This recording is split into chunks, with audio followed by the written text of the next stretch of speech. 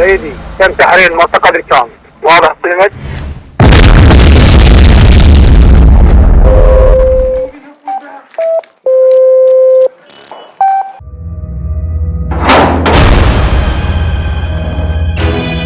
قوموا قبل. جينا حتى ننفذ بيك حكم الإعدام.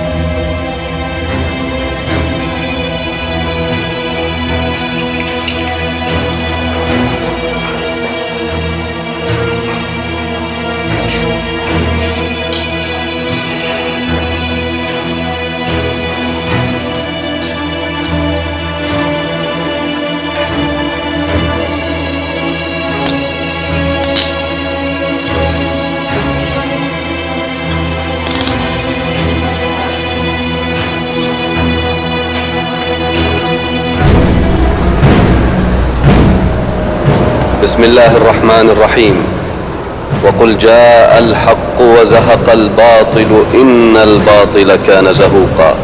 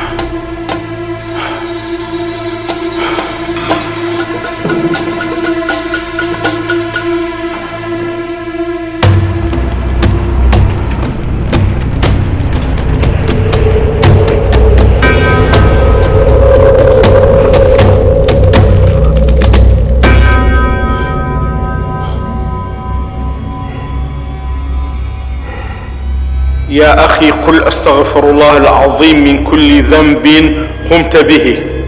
استغفر، أنا مجاهد في سبيل الله.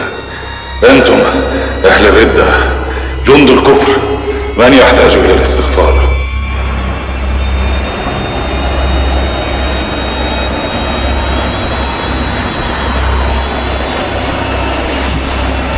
انطق بالشهادتين يا أخي لتكون حسن الخاتمة. تتشاهدون أنتم على أرواحكم قريبا بإذن الله.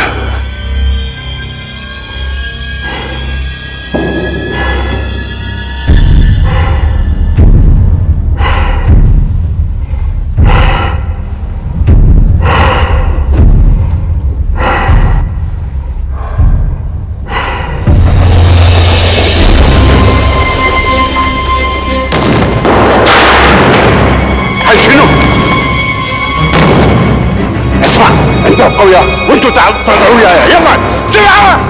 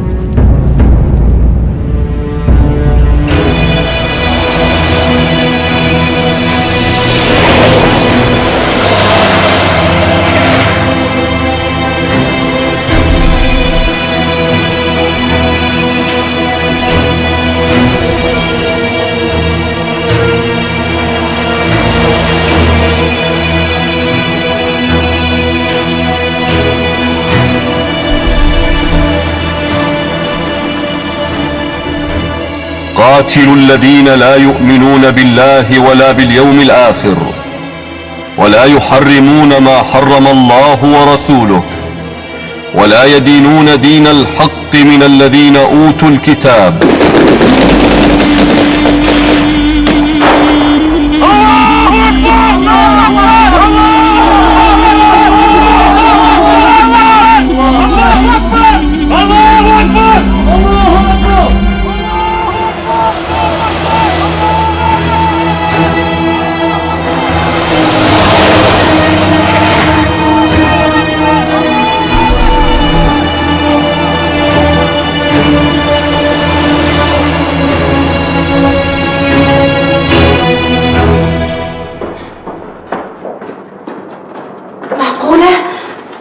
الأهالي والشباب يهتفون من داعش؟ مع الأسف يا بنتي، هم يعتقدون إنه داعش حررتهم وحررت الموصل. الثقة مفقودة يا بنتي مع الأسف. يعني خلاص سقطت الموصل بيد داعش.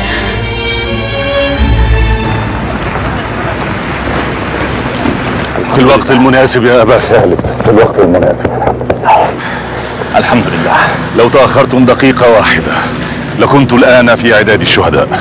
ما زال في العمر بقية لتكون في نصرة الله. سأظل مدينا مدى الحياة يا أبا خالد. الحمد لله. اعزلوا المجاهدين الذين كانوا في السجن في جهة والروافض عليهم لعنة الله في جهة أخرى. إن شاء الله.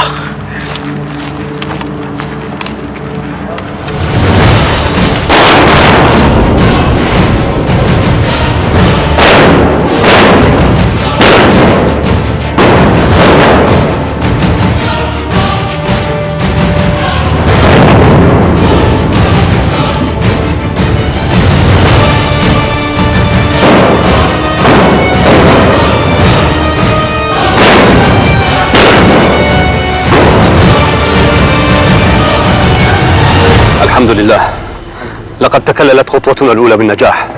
سنحكم العالم وسنكون في أفضل حال ونؤسس دولتنا الإسلامية الخالدة. بسم الله الرحمن الرحيم. إن تنصروا الله ينصركم ويثبت أقدامكم. صدق الله العظيم. صدق الله العظيم. مولانا الخليفة. نعم يا مولانا، حياك الله وبياك. لقد جرت الأمور في أحسن حال. لقد نصرنا الله. نعم يا سيدي. الحمد لله. سأتابع الأمر بنفسي. حسنا. الحمد لله. الحمد لله.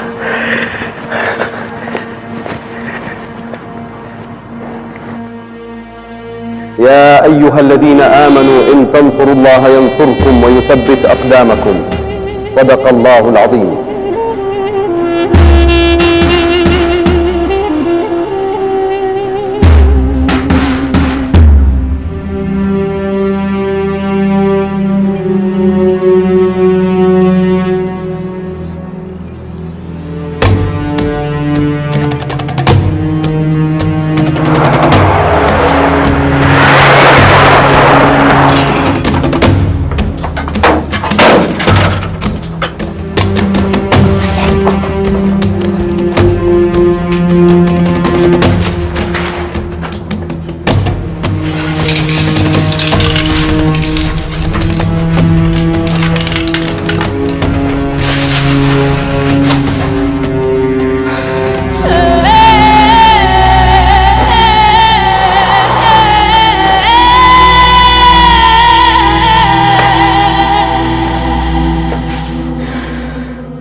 يجب أن نبدي تجاه هذا الموضوع قسوتنا الشديدة.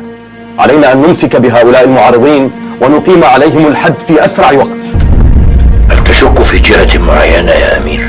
خطاب الشعارات وطني، وهذا يضيق دائرة البحث، والكلمات كتبت بلغة رصينة، والأماكن التي كتبت عليها هذه الكلمات جاءت متوالية. يجب أن ننصب لهم الفخاخ.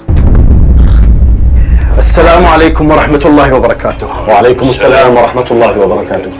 ما وراءك يا أبا خولة؟ لليوم الثاني سرايا الذعر قد انطلقت في كل الاتجاهات حسب أوامر مولانا الخليفة، لكن لدينا مشكلة. عنصر الاستطلاع الذي يسبق سرية الذعر وقع في يد البيشمركة. يبدو أن هناك من كان يتربص به في الثكنة. حاول الفرار لكنهم لحقوا به وألقوا القبض عليه. أصدر توجيهاتك بتعرض شديد لهذه الثكنة، لا تكتفي دون قتل 4 منهم مقابل رجلنا. أمرك. يا أخوان، أنا ما قادر أستوعب ما يجري. ب300 مقاتل فقط تحتل داعش الموصل وتجبر الشرطة والجيش وهم بالآلاف على الهرب والانسحاب.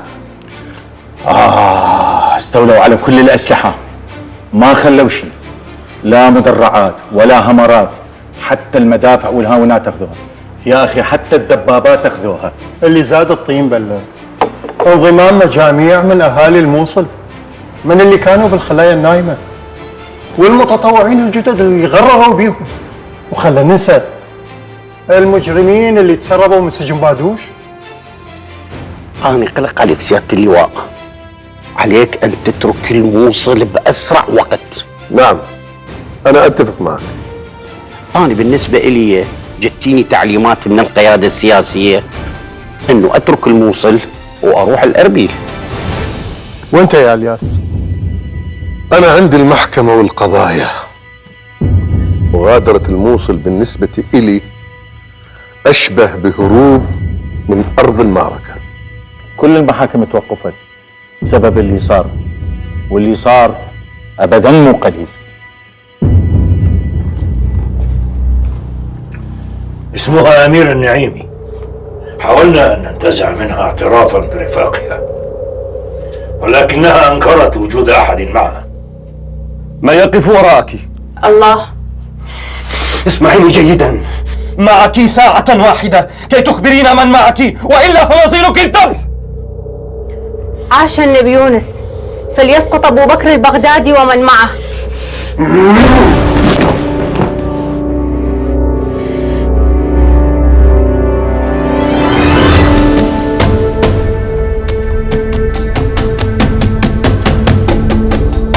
تعيش الموصل، يسقط أبو جهل البغدادي ومن معه أمين الصهيونية.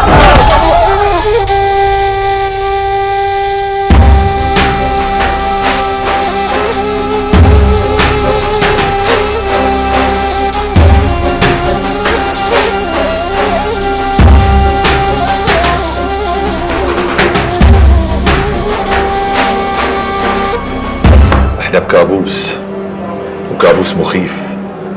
سقوط الموصل بهذه الطريقة وراه مؤامرة كبيرة جدا. منو يريد يخرب بلادنا ويفرقها ويرميها بمستنقع الإرهاب والحرب الأهلية؟ مبينين. رح ندعي ربنا وإن شاء الله رب العالمين يستجيب لدعانا إن شاء الله. لكن المشكلة يا زياد، احنا ما نريد نساعد أنفسنا. هذه كارثة. أنا كم مرة قلت لك ما أشوفك بهاي الألوان، هذا آخر إنذار إلك، ما أشوفك بعد إذا مو بالملابس السوداء. شنو الفرق بين هاي والسوداء؟ لا أكو فرق، لأن ملابس النساء لا كاشفة ولا واصفة. نساء نزلوا النقاب، روحي غطي وجهك. السلام عليكم ورحمة الله وبركاته. وعليكم السلام ورحمة الله وبركاته يا أبو الوليد. هاي يا أم الوليد، شنو الأخبار؟ والله مثل ما دا تشوف بنشتغل ليل نهار. الوقت يداهمنا يا أم الوليد، احنا أولى الناس بهاي المصلحة، بدل ما يدز أبو خالد ويطلب ملابس المجاهدين من الرقة. تكبير! الله أكبر! تكبير! الله أكبر! تكبير! الله أكبر! لقد أصدر مولانا خليفة المسلمين أبو بكر البغدادي أمرا بتعييني واليا على الموصل. تكبير! الله أكبر! مبارك علينا، أنت أهل لها. كما أمر مولانا خليفة المسلمين بتعيين أبي خولة أميرا للحرب في ولاية الموصل. بكل سرور أتشرف بهذا التنصيب.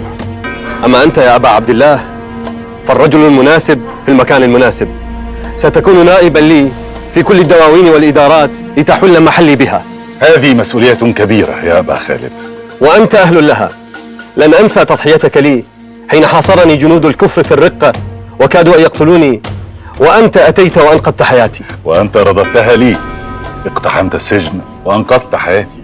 أطال الله في عمري وعمرك لخدمة الإسلام والمسلمين وخوض فتوحات أخرى. يا والي الموصل، لدينا مشكلة وتحتاج إلى حل، إنها تخص السكن بالنسبة للمجاهدين. قادر الكثيرون من أهالي الموصل وقد وضعنا أيدينا على بيوتهم. هذه البيوت لا تكفي، عددنا يزيد يوما بعد يوم، وسنحتاج إلى حل جذري لهذه المشكلة. وهذا أحلى رجوك لسم الأميرة. ما أريد آكل، لازم أروح المستشفى. لازم ترتاحين، ماكو شغل. ما أقدر كريستين، ما يصير أترك المستشفى بهذا الظرف الصعب. حغير هدومي، أشوفك بعدين.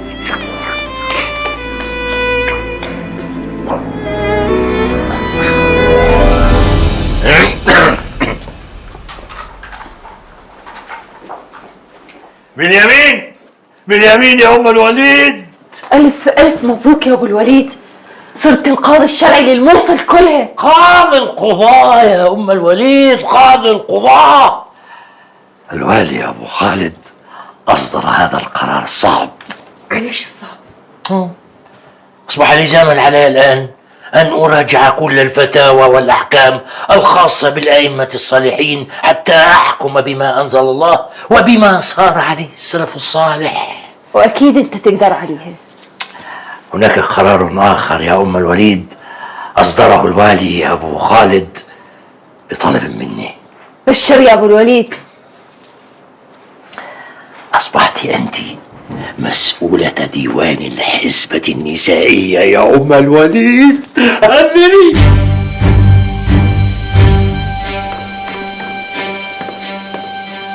خير خير إن شاء الله.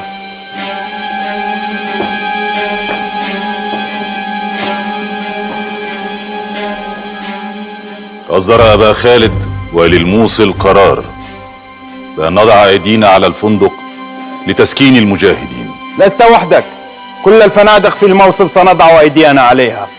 أي قرار؟ من ينطاكم الحق تتخذون قرار؟ اذهب إلى الوالي وتظلم من القرار، ولكن نصيحة مني، هذه مضيعة للوقت وتجعلك معاد للدولة الإسلامية.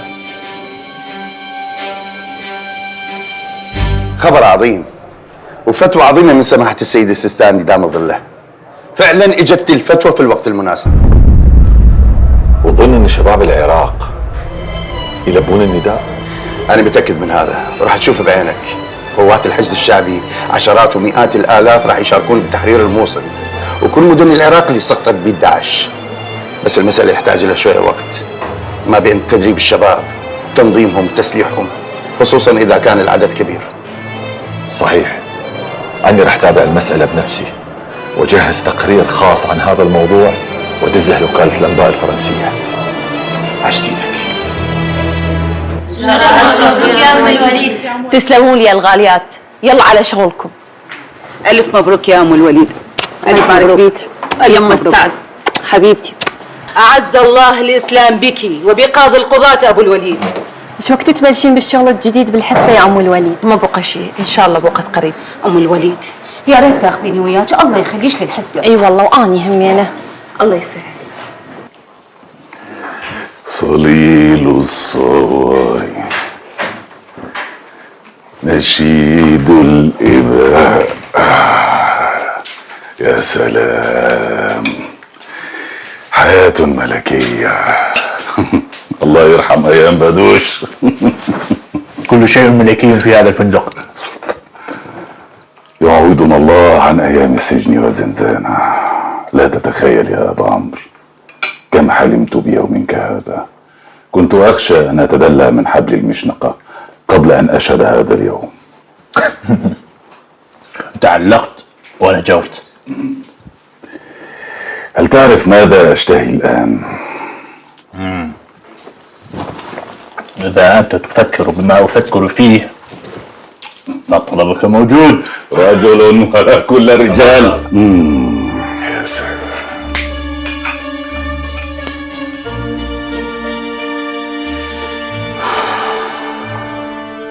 ينقص شيئا واحد.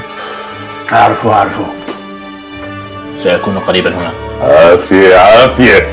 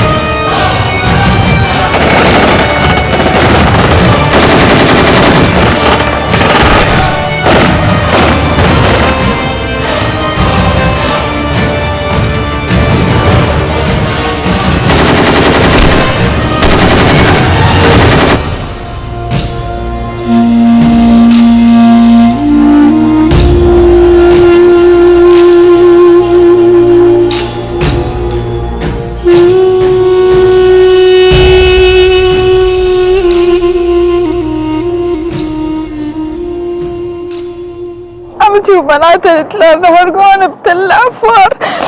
ايش كانوا تروحوا من حرقونا والنعيشات؟ لا اله الا الله، الله اكبر.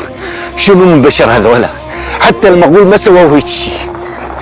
شيخ ذنون انا خايف يروحون يسوون بينا مثل ما سووا بالشيء اللي بتلعب. لا تخافي بنتي، لا تخافي، الله كريم. هم اذا رادوا يسوون بينا شيء كان ما تاخروا. شو هذول مجرمين؟ يعني ما حد يعرف هم على شنو ناويين. الحق يا شيخ ذنون، داعش هجموا حسينيتك وهجموا كل الحسينات اللي بالموصل. شو تقول؟ يا مساجد، كنائس، مدارس استقبلت عشرات الآلاف من النازحين من الموصل، كانوا هاربين من الحرب والموت. فتحت أربيل لهم ذراعيها ولم تضن عليهم بكل المساعدات الممكنة. أما الميسورين من سياسيين ورجال أعمال وغيرهم خرجوا من الموصل للإقامة في أحياء أربيل الفارهة. وقد ترأس فخامة الرئيس مسعود بارزاني رئيس إقليم كردستان بصفته القائد العام للقوات المسلحة في الإقليم اجتماعا طارئا. ضم هذا الاجتماع رئيس حكومة الإقليم السيد نجيرفان بارزاني ومستشار أمن إقليم كردستان ووزير البشمركة ووزير الداخلية. وقد طرحت على مائدة الاجتماع الأوضاع الأخيرة التي شهدتها مدينة الموصل إثر غزو تنظيم داعش الإرهابي للمدينة.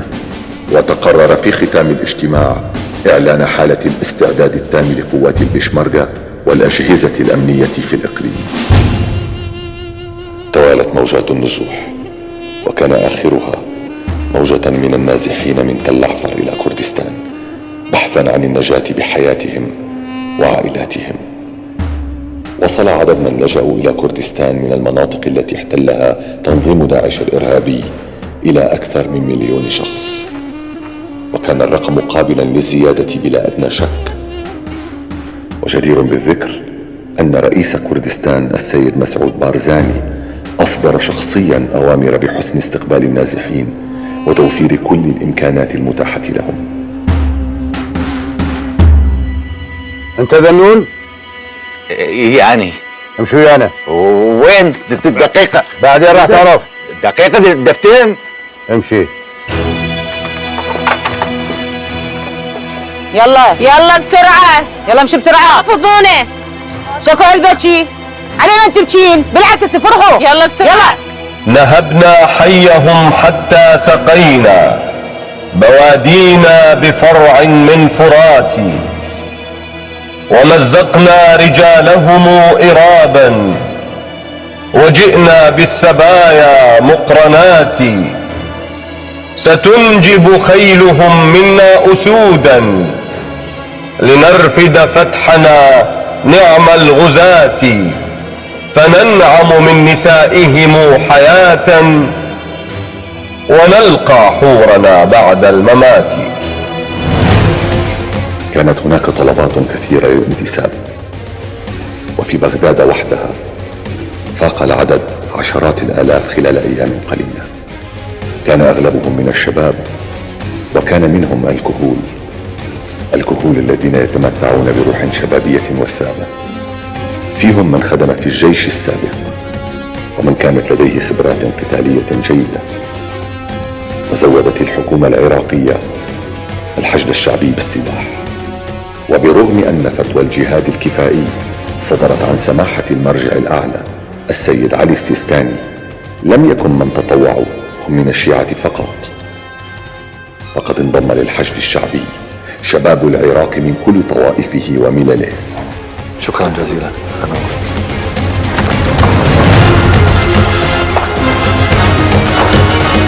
الشيرو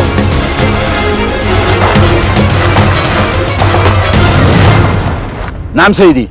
اجتنا الأوامر تتحرك بقوة تجاه كركوك، وانت معروف بشجاعتك بالقتال ضد داعش. تؤمر سيدي.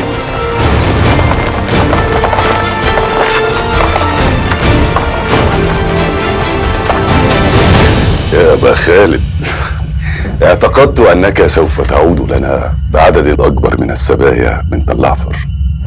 نحن أحرقنا وقتلنا كثيرا منهن، ومن عدنا بهن سيكون سبايا من نصيب القادة والجنود الذين شاركوا في غزوة تلعفر. معنى هذا أنه ليس لي نصيب في هؤلاء السبايا. القادم أكثر يا أبا عبد الله. بإذن الله. السلام عليكم. وعليكم السلام ورحمة الله وبركاته. لدي معلومات هامة يجب لك بها.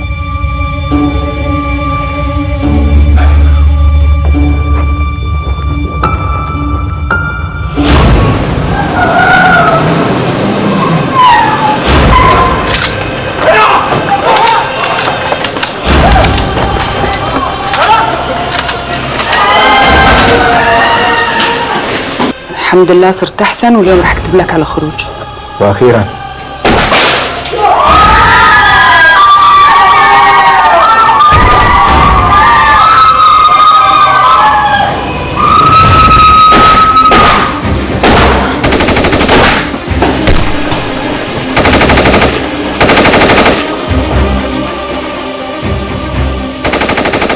انتوا ايش تسوون؟